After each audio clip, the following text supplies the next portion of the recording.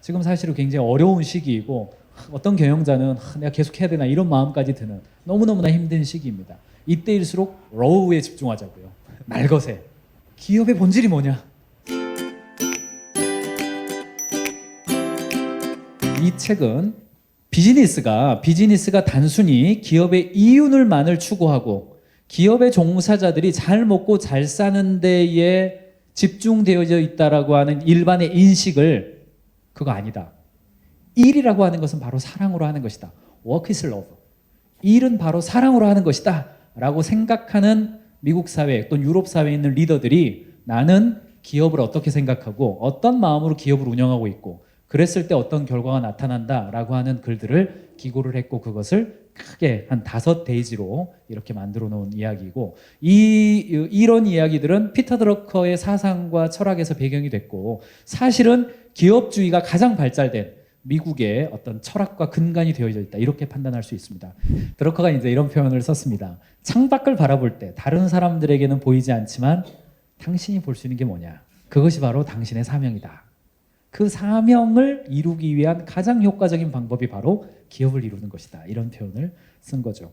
행복이란 뭐냐? 직원의 행복에 영향을 미치는 것이 무엇인가? 어떤 직원들이 행복한가? 즐거움, 의미, 그리고 좋은 관계예요. 직원한테 잘 해주는 거랑 잘 되게 해주는 거랑은 좀 차이가 있습니다. 제가 만나는 경영자분들은요, 대부분은 100%입니다. 우리 회사 직원들이 행복했으면 좋겠다. 거기에 반대한 경영자 한 명도 없습니다. 그런데 일은 사랑이다의 이 리더들은 공통적으로 이야기하는 것이 뭐냐면 우리 회사의 직원들이 행복한 건데 그 행복의 요소를 봤을 때 첫 번째 즐거워하더라. 출근하는 걸 즐거워하고 회사에서 일하는 걸 즐거워하더라. 두 번째 의미와 보람의 요소를 직장에서 빼버리고 오직 돈을 벌기 위한 수단으로 기업 현장이 전락되는 거 이것이 틀렸다고 말하는 게 피터 드러커의 이야기고 기업의 본질은 그게 아니다라는 이야기입니다. 일 자체를 통해서 의미와 보람을 느끼는 것이 가장 행복한 사람들의 즐거움이라는 거죠. 피터 드러커는 단연코 즐거움, 의미 그리고 마지막에 있는 관계 오늘의 이야기의 결론이 관계인데 좋은 사람들과 일하는 이야기예요. 이 세 가지가 행복한 직장생활의 핵심이라는 이야기입니다. 그래서 경영자는 이 세 가지를 만들어내고 이 세 가지가 활발하게 움직이고 창발된 조직이 되게 하기 위해서 노력해야 한다는 이야기입니다. 그러니까 100대 브랜드에 들어가려고 노력하지 말고 우리 회사가 즐겁고 의미 있고 좋은 사람들과 좋은 관계를 맺는 것에 방향성을 잡아라. 이게 이제 일은 사랑이다의 굉장히 중요한 키워드라는 이야기죠. 근데 그렇게 하면 결과적으로 성과도 좋다 이런 이야기입니다. 피터 드러커는 기업이 진심으로 추구해야 되는 것은 기업이 추구해야 될 본질은 무엇인가? 그것은 어떤 조직도 홀로 존재할 수 없고 조직 자체는 목적이 될 수 없다. 모든 조직은 사회의 기관이며 사회를 위해서 존재한다. 기업도 예외가 아니다. 자유로운 기업은 기업을 잘한다고 해서 정당화할 수 없다. 사회에 이로울 때만 정당하다. 피터 드러커는 경영학의 아버지라고 불리울 정도로 일찍이 기업의 존재 목적은 이윤을 추구하는 것이 아니라 이윤을 결과로 남기는 것이다. 기업의 존재 목적은 이윤 추구가 아니라 고객 가치를 추구하는 것이다. 고객 가치를 만들어내는 것이다. 이윤은 그 고객 가치를 잘한 결과로 고객이 돌려주는 것이다. 이렇게 정리를 해놨어요 이미. 그러니까 목적과 결과를 바꾸어서는 안 된다 이런 이야기를 한 거죠. 근데 중요한 단어는 이 고객 가치라는 단어죠. 모든 기관은 사회를 위해서 존재합니다. 사람을 섬기기 위해서 존재해요. 그것을 비영리단체는 공헌이라고 표현할 뿐이고 영리단체는 고객 가치라고 표현할 뿐이에요. 목적은 똑같습니다. 그건. 드러커는 이런 이야기를 했습니다. 이 인테그리티라는 단어를 썼는데 당신이 이웃을 사랑하는 가장 효과적인 방법은 바로 당신이 가장 관심 있어 하는 바로 그 사업을 통해서 하는 것이다. 이렇게 정의를 내렸습니다. 사실은 비즈니스맨들은 자기가 깨어있는 시간의 130%를 일 생각을 합니다. 왜냐? 꿈속에서도 일 생각을 하니까. 그러니까 내가 누군가를 정말 좋아하고 사랑하고 그를 위해준다. 그러면 비즈니스를 통해서 하는 것이 가장 정확하다는 이야기입니다. 비즈니스는 돈 벌기 위해서 하는 거고 여기서 돈을 벌어서 딴 데 가서 내가 좋은 일을 하겠다. 그런 거 우리는 넌센스라고 그럽니다. 동시에 독일의 게리 해멀이라고 하는 경영의 구루입니다. 미국에 이 피터 드러커가 있다면 독일의 게리 해멀이 있다. 뭐 이런 표현이 있어요. 이 사람도 이 경영의 미래라고 하는 책에서 어떤 이야기를 했냐면 사랑이 결국 시장에서도 승리한다. 고객과 직원을 사랑하고 이웃을 사랑하는 기업이 지속적인 성장을 이룰 수 있다. 근데 이 사랑이라고 하는 단어가 너무 폭넓게 쓰이기 때문에 사랑에 대한 정의를 내렸는데 그것은 타인의 발전을 위해 사심없이 도와주는 것이다. 이게 피터 드러커가 말한 고객 가치입니다. 고객한테 좋은 일 해주고 싶은 거예요. 사랑하면 탁월해지게 돼 있습니다. 고객에 대해서 내가 사랑하면 탁월을 요구하게 돼 있고 내 스스로가 탁월해지게 돼 있어요. 이 출발입니다. 여러분 회사가 일은 사랑이다. 우리는 사랑으로 일한다. 비즈니스는 사랑이고 정말 고객에게 사심없이 잘해주기 위해서 존재한다. 그거 잘하면 결과적으로 이윤도 남는다라고 하는 이 기업주의의 원리, 앙트레프레뉴어십, 기업가 정신이 제대로 베끼려면 이게 철저하게 인테그리티 해야 됩니다. 드러커가 이야기한 진정성 있는 이야기여야 돼. 진짜여야 되는 거죠. 고객의 유익을 놓치면 그날로 죽는다. 내가 피터 드러커에게 배운 가장 중요한 가르침은 고객의 유익이 아니라 내부자의 유익을 위해 경영하기 시작하면 조직은 그날로 죽음의 길에 들어선다는 그의 신념이었다. 그래서 드러커는 철저하게 어떤 조직이든 조직의 존재 목적은 조직 밖에 있어야 한다고 이야기했어요. 목적이 조직 안에 존재하면 안 돼요. 조직 안에 존재하면 그런 조직은 우리는 뭐라고 부르냐면 깡패라고 부릅니다. 내 존재의 목적을 위해서 내 밖에 있는 걸 이용하는 거죠. 나의 이익을 위해서 내 밖에 있는 외부를 이용하는 거죠. 적어도 투자된 자본과 똑같은 이윤을 내지 못하는 기업은 사회적으로도 무책임해요. 자본을 높이는 것은 기업의 목적, 곧 고객 가치를 높이기 위함이지 중역실에 5사람을 위한 가치를 높이기 위한 것이 아니다. 조직 내부를 위해서 존재하는 것이 아니다라는 거죠. 정부에 대해서도 이야기를 했어요. 고객인 국민의 이익을 추구하는 것이 아니라 내부자의 이익을 우선하는 조직으로 변화하고 있다. 즉 공무원들의 이익을 우선적으로 추구하는 조직으로 변화해 가고 있다. 정부가 그래서는 안 된다. 그렇게 된다면 그거는 역사적으로 국가의 리더와 공무원들이 그렇게 움직이면 역사적으로는 다 어려워졌습니다. 역사의 교훈이 많아요. 드러커가 이런 표현까지 했어요. 5, 60년 전에는 정부가 약속을 지켰다. 지금은 식언을 밥 먹듯이 한다. 이 나라뿐 아니라 다른 나라들도 마찬가지. 이때 이 나라는 미국이죠.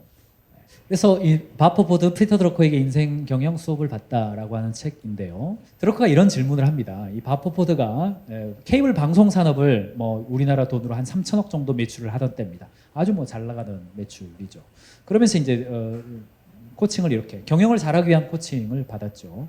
근데 드러커가 이제 이런 이야기를 합니다. 바퍼포드가 경영자로서 아주 고민을 하면서 회사를 어떻게 잘 운영할 건지 고민하고 또 한편으로는 사회를 위해서 굉장히 좋은 일을 하고 싶다라는 내면의 열망이 있다는 것을 드러커가 발견을 해줍니다. 그러면서 이제 이렇게 질문을 해요. 저는 이 질문이 저를 굉장히 오랜 시간 동안 제게 머물러 있던 질문이고, 근데 이런 표현을 썼더라고요. 바람을 일으키면 들불로 번질 수 있는 작은 불씨 같은 새로운 변화의 일은 무엇일까? 기왕에 이제 우리가 인생을 한 번 사는 거잖아요. 저 이런 생각을 했습니다. 저도 인생을 한 번 사는 건데 내가 할 수 있는 일은 굉장히 작죠. 내가 할 수 있는 건 작아요. 그런데 바람이 있거든요. 파도가 있거든요. 그리고 시대의 흐름이라는 게 있거든요. 내가 불씨를 당기는 것은 굉장히 작은 일이지만 시대의 흐름과 변화의 바람이 불었을 때 큰 변화를 일으킬 수 있는 그 불씨는 무엇일까? 비즈니스라고 하는 것은 내가 작은 시도를 했을 때 고객이 반응할 수 있는 거. 내가 작은 발걸음 한 걸음을 내딛었을 때 다른 사람들도 맞아요, 그거 꼭 필요해요 라고 말할 수 있는 거. 그게 뭘까 하는 거죠. 그리고 기왕이면 이 사회에 긍정적이고 선한 영향력을 미칠 수 있는 비즈니스. 이게 이제 가인즈 경영에서는 핵심 가치에 집중해라 이렇게 이야기를 합니다. 당신이 가지고 있는 인생에서 투자할 만한 핵심 가치가 무엇인가, 그 가치가 실현되는 비즈니스를 해라. 결국은 그 물건을 팔지 말고 당신이 추구하는 그 가치가 판매되게 해라. 고객이 물건을 구입하는 게 아니라 당신의 그 가치에 동의하는 거래 행위가 일어나게 해라. 그래서 물건을 구매하게 하지 말고 가치에 동참하게 해라. 이게 이제 가인즈 경영에서 이야기하는 가치 경영이잖아요. 비즈니스가 이렇게 해야 일은 사랑입니다. 이거에 대한 진정성이 있어야 사랑으로 일할 수 있습니다. 진짜죠. 그래서 행복한 경영자란 성과의 여부와 상관없이 존재 자체로, 이 일을 하고 있다라는 존재 자체로 행복할 수 있는가? 이 질문에 답을 하는 거죠. 이걸 사랑하면 탁월해지고, 탁월하면 고객이 늘어나고, 고객이 늘어나면 이윤으로 돌아오고, 그것이 다시 탁월함의 근거가 되고. 그래서 리더십이라고 하는 것은 존재 방식이에요. 과거의 리더들은 이런 리더였어요. 이렇게 보스 있죠. 앞에서 이끌고, 이런 걸 우리는 이제 테일러리즘이라고 표현을 하죠. 표준화된 어떤 원칙을 정해놓고 그 원칙을 따르라고 이야기하고, 따르게 하는 방식이 카리스마였고, 그리고 결과를 이끌어내고 나를 믿고 따라와 하는 방식이었죠. 근데 지금은 이제 그렇게 되지를 않고 대한민국 사회도 이미 지식 사회로 넘어갔기 때문에요. 통제와 감시로 생산성을 낼 수가 없습니다. 그렇게 해서 낼 수 있다면 하셔도 상관은 없겠어요. 나는 우리 회사는 통제와 감시, 그러니까 관찰과 측정으로 생산성을 올릴 수 있다. 그러면 그렇게 하셔도 되겠어요. 그런데 여기에 계신 그 어느 비즈니스도요. 관찰과 측정으로 생산성 올릴 수 없습니다. 사람의 리더십의 정의, 지난번에 이야기했습니다. 일에 관한 9가지 거짓말, 지지난달에 나눴던 것 같은데요. 거기에서도 이야기를 하죠. 리더십의 허상, 리더십이 존재한다라고 하는 허상, 그렇지 않다. 사람은 탁월한 사람을 따르게 돼 있다. 지식이 중요하다. 리더의 역할을 맡은 사람은 그 일에 탁월함이 중요하다. 이때의 지식은 뭐 가인지 경영을 조금이라도 지금 공부해 보신 분들은 잘 지금 이 지식이라는 단어 이해가 좀 어렵다. 그러면 유튜브에 가인지 TV를 치시고 가인지 경영이란 무엇인가 영상을 꼭 보시기 바랍니다. 그래서 지식을 쌓기 위한 방법들이 이야기 나오는데 경험을 통해서 지식을 얻는 거 중요하다는 이야기 나오고요. 그래서 빨리 실패하고 빨리 배워라. 수정하기 위해서 실패해야 되죠. 이거는 최근에 이제 노나카라고 하는 사람이 있습니다. 이 사람이 이제 일본의 학자인데요. 학습 조직을 가장 먼저 이야기했던 사람입니다. 하버드 비즈니스를 1986년도 이야기를 했고 이 이미지를 한번 잘 보시기 바랍니다. 우리 회사의 일하는 방식이에요. 첫 번째 타입 A가 있어요. A 방식은 일이 끝나면 새롭게 일이 시작돼요. 앞서의 일과 다음 일이 상호 연관성이 없습니다. 지식 전수도 없고 사람의 전승도 없어요. 그러니까 했던 실수가 반복되고 계속해서 위에 있는 리더가 새로운 지시를 계속 반복해서 내려줘야 되는 구조이죠. 근데 B의 방식이 있어요. B의 방식은 뭐냐면 첫 번째 프로젝트와 두 번째 이후의 프로젝트들 간에 약간의 상관관계가 있어요. 그러나 지식이 1에서 2로는 전달되지만 2에서 3으로 전달이 안 돼요. 그래서 그 직원이 퇴사하면 새롭게 지식이 또 들어가야 되고 경영자가 또 다시 지식을 전수해 줘야 되고 하는 구조이죠. 단절돼요. 한 세대만 전승이 되는 거죠. 근데 이제 프로토타입 C가 있습니다. C의 구조는 뭐냐면 맨 첫 번째 프로젝트의 지식과 노하우가 그 이후에 상당 기간 전승이 되는 겁니다. 전수가 되어지는 거예요. 겹쳐서 성장해 가는 구조이죠. 그러니까 1번 직원이 퇴사한다 하더라도 그 지식과 노하우가 6번에게까지 전달이 되어지는 거예요. 왜냐? 그걸 받은 사람이 있잖아요, 지금. 여러분 회사는 지식과 노하우가 A, B, C의 형태 중에서 어떤 형태로 존재하느냐 이야기입니다. 이게 이 노나카 교수가 학습 조직을 이야기할 때 그렸던 그 논문에 나와 있는 그림이에요. 저도 오랜만에 발견하고 지금 굉장히 오랜만에 이 그래프를 소개를 해드리는데 여러분의 회사가 빨리 실패하고 수정하고 지식과 노하우를 얻는 거 그렇게 하려면 회사의 일하는 방식과 프로토타입이 C처럼 돼야 돼요.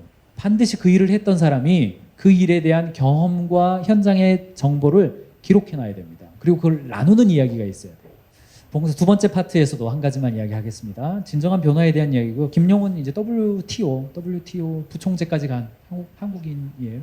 진정한 변화 다음으로 무엇을 해야 되는가? 함께 성장해야 된다. 이런 이야기를 하면서 당신의 집을 불태워라. 뭐 이런 이야기를 했는데 그게 무슨 이야기냐면 당신이 가지고 있는 기존 관념이 있죠. 안전지대, 고정관념과 안전지대에서 벗어나야 새로운 도전을 받아들일 수 있고 다른 사람의 동참을 기대할 수 있다. 이런 이야기입니다. 그래서 리더는 무엇을 찾고 그것을 어떻게 볼지, 무엇에 귀를 기울이고 그것을 어떻게 받아들여야 할지, 무엇을 말하고 그것을 어떻게 말해야 할지를 알아야 된다는 이야기입니다.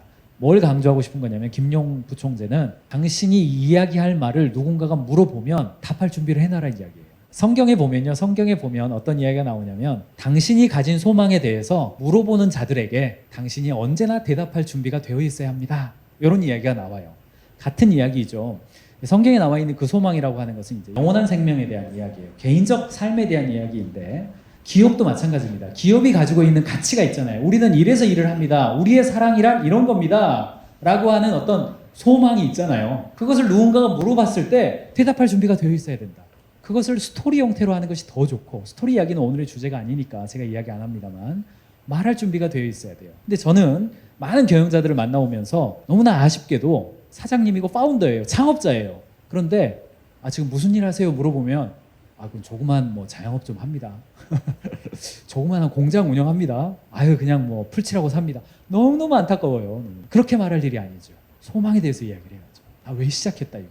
진정성 있다. 그게 느껴지는 이야기를 해줘야 되거든요. 구성원들이 행복하려면 오보에 연주자에게 바이올린 시키면 안 되고 드럼 연주자에게 피아노 시키면 안 된다는 이야기입니다. 그래서 경영자는 직원들이 행복한 직원이 되게 하려면 그 직원이 가지고 무슨 연주자인지를 잘 봐야 돼요. 얘가 악기 연주자인지 성악가인지 지휘자인지 잘 봐서 그걸 하게 해줘야 된다는 이야기예요. 그러니까 채용이 너무너무나 중요합니다. 사람은 잠재력이 아니라 성과에 초점을 맞춰야 된다. 그들이 미래의 어느 시점에 할 수 있는 일이 아니라 그들이 할 수 있는, 지금 할 수 있는 일, 그들의 강점에 집중해라. 그들이 할 수 없는 일은 다른 사람의 몫이다. 그러니까 경영자는 함께하고 있는 동료들에게 무슨 연주자인지를 잘 봐서 그것이 최적으로 연주가 되어지도록 만들어주는 것이다. 이런 이야기입니다. 이게 이제 사랑이라는 겁니다. 동료들에 대한 사랑. 근데 이제 이런 질문을 하죠. 통상 한 3년 후면 퇴사하죠. 우리나라 그 퇴사율이 한 30% 이상 되기 때문에. 이런 질문을 할 수 있습니다. 3년 후면 퇴사할 사람을 이렇게 가르쳐야 되냐? 네, 드러커의 대답은 이런 거죠. 그가 퇴사하면 사회를 위해서 봉사한 거다. 퇴사 안 하면 너에게 좋은 거다. 할 말 없게 만들죠. 그래서 리더들은 이런 모습을 가지고 있고 솔직함이 기본으로 되어 있어서 탁월함을 요청하되 솔직해라. 이런 이야기를 해주고 있어요. 피드백 이야기는 요 이야기만 하겠습니다. 피드백을 하길 꺼려하는 이야기가 뭐냐면요. 피드백을 우리가 다른 사람에게 커뮤니케이션 해주는 이야기입니다. 리뷰해주는 이야기예요. 꺼리는 이야기가 뭐냐면 두 가지 때문에 그래요. 첫 번째, 내가 피드백을 하면 상대방이 내가 말한 대로 할 것이다라는 기대감 때문에 그래요. 두 번째, 피드백을 받기를 꺼려하는 이유는 뭐냐면 피드백 해주는 것을 내가 그대로 해야 된다는 부담감 때문에 그렇습니다. 왜냐? 그동안 우리는 피드백을 누구한테만 받아왔냐면 권위자에게만 받아왔어요. 야단 맞는 게 피드백의 전부였어요. 그런데 그렇지 않다는 이야기예요. 피드백은요, 의사결정하는 사람의 몫이에요. 결정은. 그래서 내가 이 사람한테 피드백 해준다고 그대로 받기를 기대하지 말아라는 이야기예요. 안 바뀔 수도 있어요. 그런데 내가 가진 생각을 입체적으로 다양성 차원에서 얘기해주라는 이야기예요. 리더도 그러라는 이야기입니다. 반대로 내가 누군가의 피드백을 받았어요. 아, 노래를 부를 때는 소리반 공기반 하세요. 들었어요. 내가 그렇게 할 건지 안 할 건지 내 맘이에요. 그게 중요하다는 이야기예요. 그거를 존중해줘라. 그게 그 사람의 자유다. 그래서 사내에서 리뷰와 피드백이 더 많아야 된다는 이야기입니다. 내가 누구한테 지적을 당했을 때 그것을 그렇게 할지 새로운 방식으로 그 문제를 해결할 건지는 내 결정이에요. 리더로서 여러분의 첫째 가장 중요한 임무는 자신의 에너지를 책임진 다음 주변 사람들의 에너지를 체계화하도록 돕는 것이다. 드러커는 조직으로 우리가 일하는 유일한 목적은 각 사람의 단점을 무력화하고 각자가 가진 장점을 극대화하기 위함이다. 그러니까 조직으로 우리가 함께 있을 때 각자 부족한 것이 보완되고 각자가 그냥 따로따로 했을 때보다도 함께 일했을 때 훨씬 더 큰 일을 하잖아요. 이게 우리가 모여있는 이유잖아요. 그렇죠. 여러분들 회사도 그러니까 모여있는 것이죠. 그래서 그가 가지고 있는 것을 체계화해 주어라. 그의 강점을 체계화해 주어라. 이런 조언이 있는 것이죠. 저 오늘 뭐랄까요, 방법에 관련된 책 읽기보다는 이 책은 마음에 이렇게 하트를 따뜻함을 줘요. 따뜻함을 주고 지금 사실은 굉장히 어려운 시기이고 어떤 경영자는 내가 계속 해야 되나 이런 마음까지 드는 너무너무나 힘든 시기입니다. 이때일수록 러우에 집중하자고요. 말것에 기업의 본질이 뭐냐, 사업의 본질이 뭐냐, 경영의 본질이 뭐냐, 러우하게 대답하면 사랑이라는 겁니다. 기업의 본질은 사랑입니다.